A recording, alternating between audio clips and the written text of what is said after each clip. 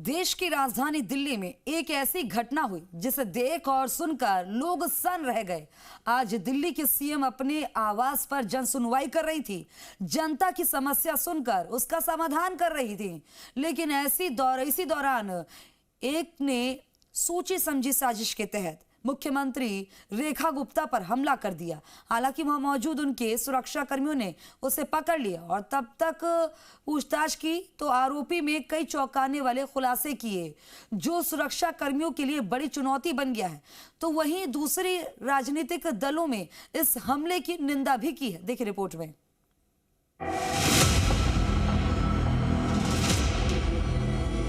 CM पर हमला, साजिश का तार गहरा। हमले की तैयारी पहले की रेकी।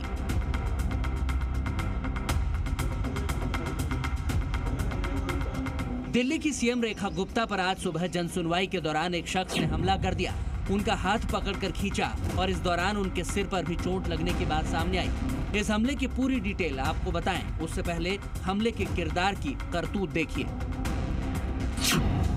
कभी मोबाइल पर बात करता, तो कभी वीडियो बनाता, तो कभी कंधे पर बैग टांग कर इधर उधर घूमता।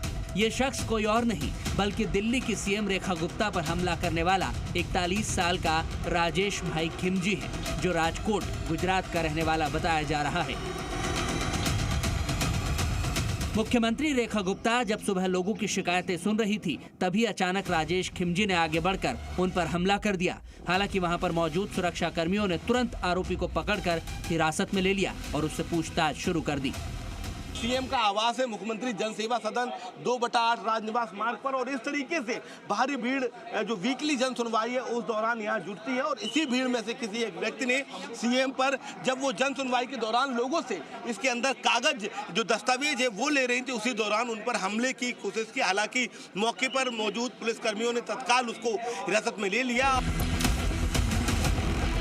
सीसीटीवी में दिख रहा आरोपी राजेश हमले से एक दिन पहले सीएम के शालीमार बाग वाले घर पर भी पहुंचा था। बाकायदा रेकी कर रहा था, वीडियो बना रहा था और हमले की प्लानिंग में जुटा था। और उसके बाद उसने आज सिविल लाइंस में बने सीएम आवास पर जन सुनवाई के दौरान सीएम रेखा गुप्ता पर हमला कर दिया।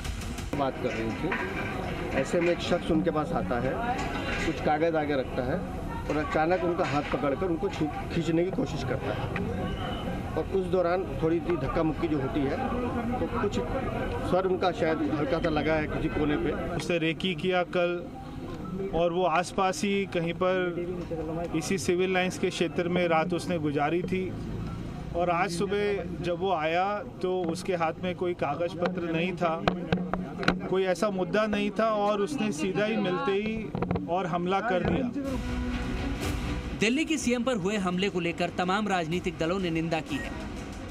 बहुत दुखद है और माननीय मुख्यमंत्री इस पूरे दिल्ली की नेतृत्व भी करती हैं, और मैं समझता हूं कि इस तरीके की घटना की जितनी भर्त्सना की जाए वो कम है। कांग्रेस ने इस हमले की निंदा तो की, लेकिन इशारों में बीजेपी पर हमला भी बोला। अरविंद केजरीवाल जी पे जब किसी ने हमला किया तो उनका तो उन्होंने करवाया था, तो अपना भी देख लें करवाया है या हुआ है। अभी तक हुई जांच में ये सामने आया है कि आरोपी राजेश के फोन में सीएम रेखा के घर के कई वीडियोस भी थे और वो लगातार मौके की तलाश में था कि किसी तरह सीएम पर हमला कर सके। दिल्ली से शिवम प्रताप सिंह के साथ ब्यूरो रिपोर्ट, जी मीडिया। दिल्ली के मुख्यमंत्री पर हमला करने वाले आरोपी राजेश खिमजी के ऊपर हत्या की कोशिश का मामला दर्ज किया गया है। आरोपी से आईबी और स्पेशल सेल भी पूछताछ कर रही है। लेकिन सबसे ज्यादा चौंकाने वाली बात यह है कि आरोपी पर पहले से ही 5 केस दर्ज हैं। ऐसे में यह सवाल उठता है कि क्या आरोपी ने सोच समझकर हमला किया है। तो वहीं आरोपी की मां दिल्ली की सीएम से मांग कर रही है कि उसके बेटे को वो माफ कर दे। देखिए रिपोर्ट में।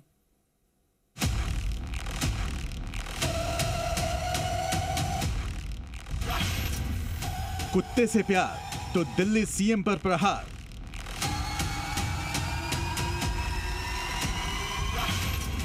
जन सुनवाई बहाना, घर में घुसकर बनाया निशाना।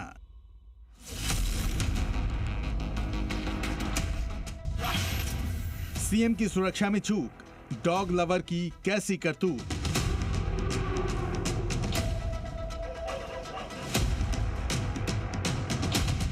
दिल्ली में किसी मुख्यमंत्री पर हमले का ये पहला मामला तो नहीं था, लेकिन इस बार हमलावर ने जिस अंदाज में इस हैरत अंगेज वारदात को अंजाम दिया उससे हर कोई सन्न है।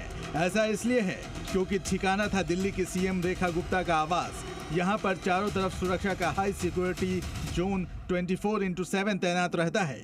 एक दो नहीं बल्कि कई थानों के आला अफसर और खुद सीएम के गार्ड उनके चारों तरफ मौजूद रहते हैं। इसके बावजूद उनके ऊपर एक शख्स हमले की कोशिश करता है। ये सुरक्षा में चूक नहीं तो और क्या है। मैडम आइए अंदर से निकली हैं और वो सबसे मिलने के लिए जन सुनवाई के अंदर उन्हें स्टार्ट करने लगी। इतनी देर में एकदम वो ताक में था और उसने एकदम हमला किया। जनता दरबार में गई थी, जनता दरबार में सुनवाई के लिए गई थी अंदर, उसी में थप्पड़ मार दिया। कोई जनता दरबार में जाएगा उसको थप्पड़ मारना गलत चीज है ना मुख्यमंत्री को।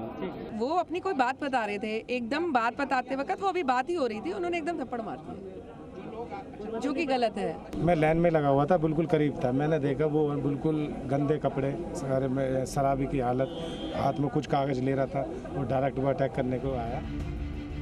चलिए आपको बताते हैं कि आखिर ये हमलावर कौन है और इसने दिल्ली की मुख्यमंत्री पर क्यों हमला किया। हमलावर राकेश खिमजी राजकोट का रहने वाला है और उसका डॉग लवर कनेक्शन भी सामने आ रहा है। उसकी मां के मुताबिक वो पशुओं, खास तौर पर कुत्तों से बेहद प्यार करता था। કાલે એન પપ્પાએ ફોન કર્યો, એ કે રાજુ તું ક્યારે આવવાનો છો? તો કે હું તો કે દિલ્હી ગયો છું પર કૂતરા માટે। દિલ્હીનો વિડિયો એને મોબાઈલમાં જોયો, કોને મોકલ્યો એ મને નથી ખબર, પણ એ પછી સેટીમાં ઢીકા મારવા માંડ્યો। એ કે કૂતરા હારું થઈને આવું કરે કે એને ખવડાવાય, દૂધ પવાય, આગ પવાય, એમાં એને ન ખાતું બપોરે, જઈમો જ નહીં પોઈતી। हालांकि आरोपी राजेश खिमजी की मां दिल्ली की सीएम से अपने बेटे को माफ करने की बात कह रही हैं।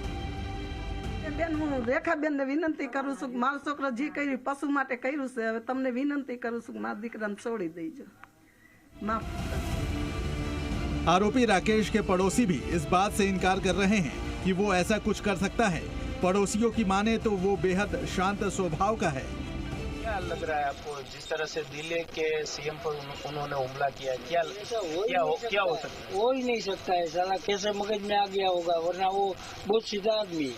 यहाँ हमको कोई दिक्कत नहीं है कभी भी, ऐसा आदमी है।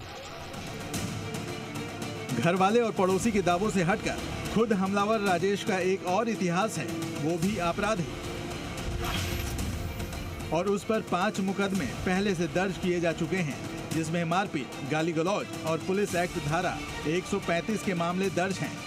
ज्यादातर मामलों में अदालत से रिहाई मिली है, पर एक केस अभी भी सुनवाई में पेंडिंग है। तो वहीं अब इस मामले में आईबी और स्पेशल सेल की एंट्री हो गई है। आरोपी राजेश से आईबी और स्पेशल सेल की टीमें पूछताछ कर रही हैं कि कहीं इस साजिश के पीछे तो कोई और नहीं है। हालांकि इस हमले को लेकर सीएम की सुरक्षा पर गंभीर सवाल खड़े हुए हैं, लेकिन तब भी दिल्ली सरकार ने ऐलान किया है कि सीएम आवास पर होने वाली जनसुनवाई पहले के मुताबिक चलती रहेगी। राजकोट से गौरव दबे के साथ ब्यूरो रिपोर्ट, जी मीडिया।